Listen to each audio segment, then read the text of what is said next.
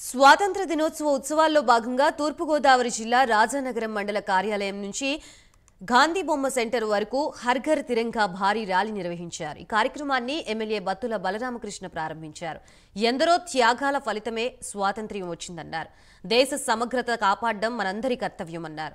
ప్రధాని నరేంద్ర మోదీ పిలుపు మేరకు వరుసగా 3వ ఏడాది హర్ ఘర్ తిరంగా కార్యక్రమాన్ని జరుపుకుంటున్నామన్నారు.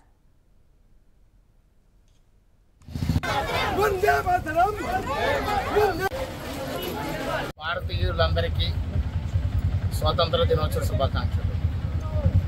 ఎందరో త్యాగదనులు మనకి ఈ యొక్క విముక్తి ఇచ్చిన రోజు, మనకి స్వతంత్రాన్ని తెచ్చి స్వతంత్రంగా జీవించడానికి వాళ్ళు ఎన్నో త్యాగాలు చేసి ఎంతోమంది పశువులు పాలయ్యి కూడా మనకి ఇంత పెద్ద స్వతంత్రాన్ని ఇచ్చారు.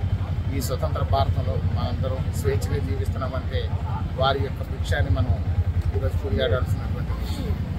అదేవిధంగా ఈ స్వతంత్ర భారతదేశంలో ఇంకా ఎన్నో మార్పులు జరుగుతున్నాయి.